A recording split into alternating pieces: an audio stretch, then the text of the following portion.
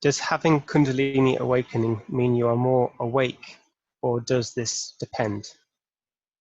Kundalini awakening is not about any goddess, is not about any fireworks or supernatural experiences. First of all, in very simple words, it's consciousness or conscious mind turns within and realizes its natural being. So it's a natural mind consciousness. It absorbs within. Consciousness is like awareness with a conscious power. That power manifests. Also, when we are conscious about our individual being, about our body, about our emotions, or even if we are not fully conscious, the way we operate in this world is that we kind of manifest that conscious power, that power of awareness onto the world or into the world, right? So how it plays out. Let's say my thoughts go into the world. So I'm thinking of the tree. So my consciousness connects with the tree. So my consciousness is doing what? It flows to the tree. It makes the tree alive. So each individual consciousness shapes the world, arranges the world. That's why they say that when they observe the matter, the reality, they see random particles, random, quantum particles. They're just in a chaotic way. But then, if there is conscious observation, they go into some stream. So yogis knew it, ancient people knew that our individual consciousness shapes or rearranges the particles into a certain stream and makes a meaning out of it. We got too tangled in this reality because our conscious power, in a way, is not dwelling in its own natural being and then comes out only when we need it, when we need to have some kind of relation with the reality. But it's constantly in the reality, scattered. Our consciousness is constantly with our parents, with our siblings, with our loved ones, with the nature, with the work, with other sub-created realities. Sub-created reality example is, for instance, the game, the computer game, or the project, business project, some kind of a legal case. These are sub-realities which a human being keeps in the consciousness, and consciousness is kind of constantly drained by that.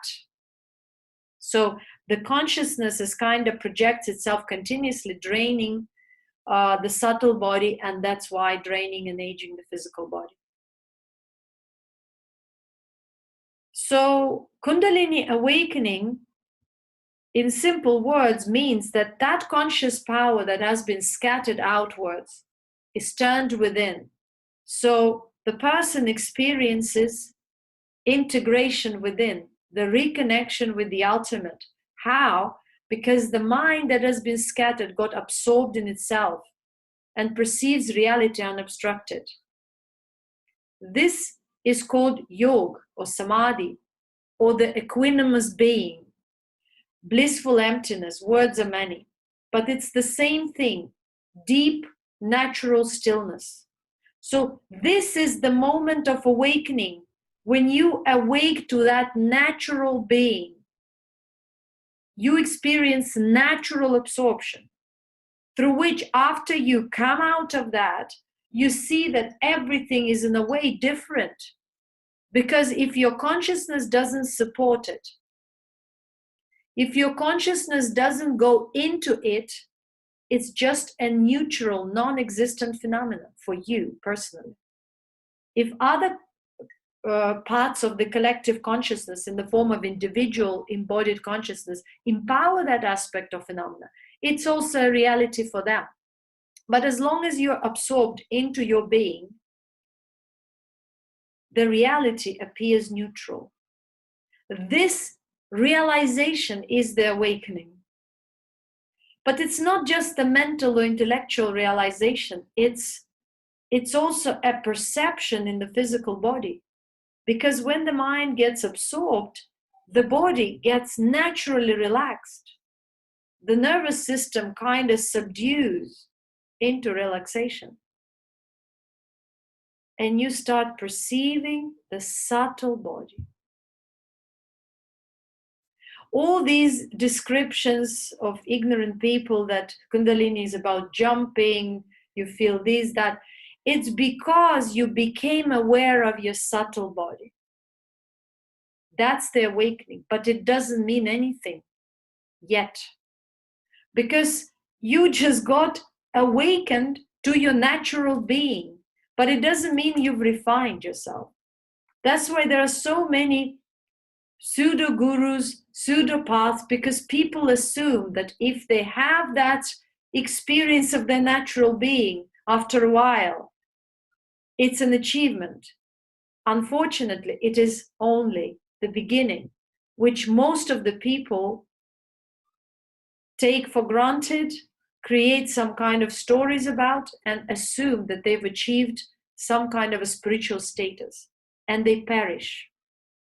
Unfortunately, most of the people who experience Kundalini awakening do not move further in their evolution, because with true awakening, there is more chance to get tangled.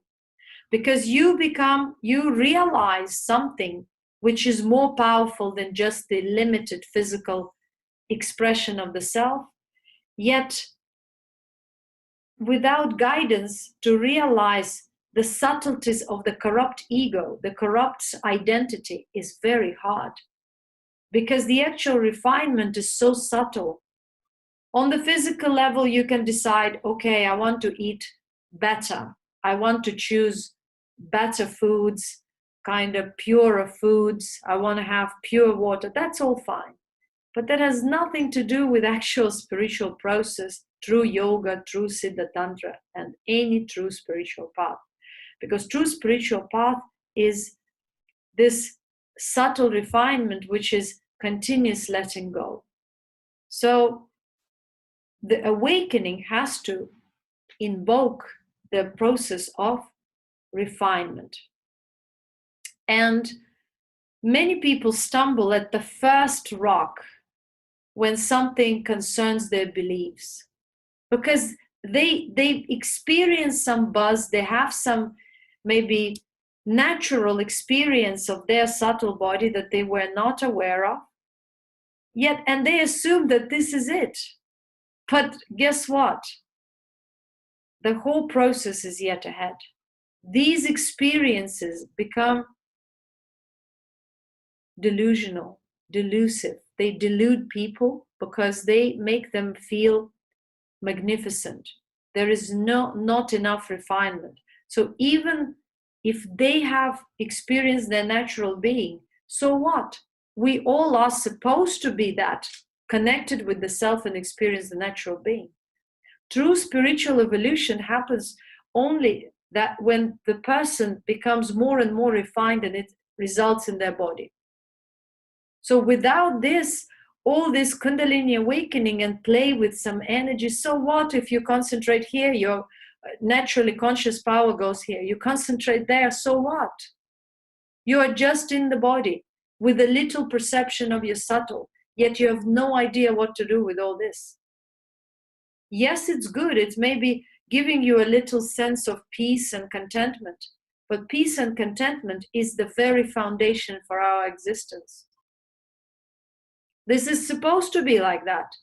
Yet spiritual evolution is something else. So what is it then? Kundalini awakening means conscious awakening.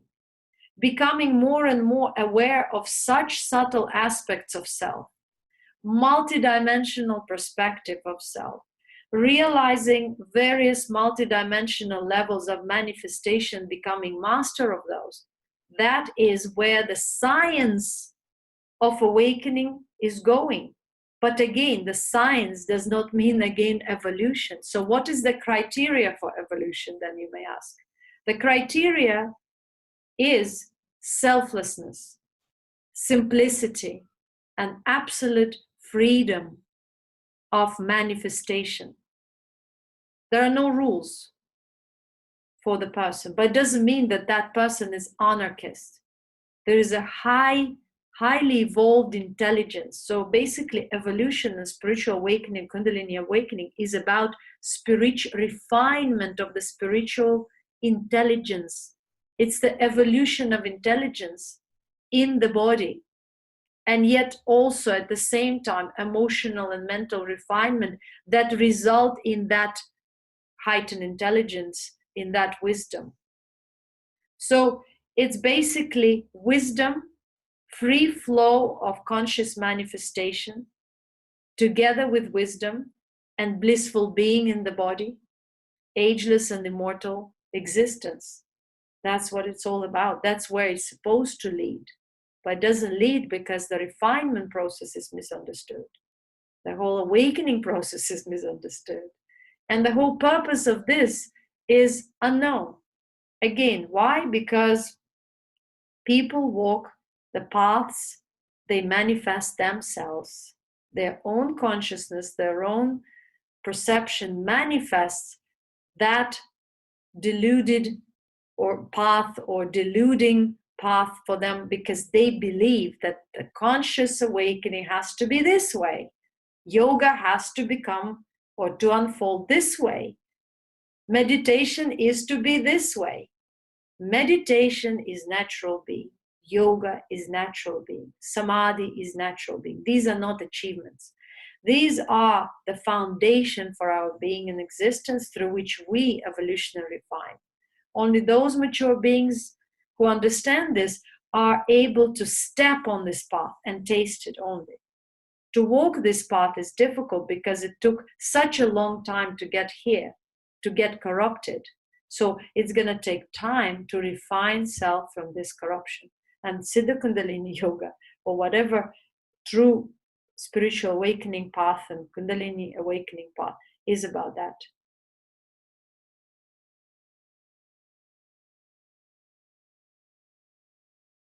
Yes, it's basically true simplicity. True simplicity is Mahamudra in tantric words. Is a great symbol.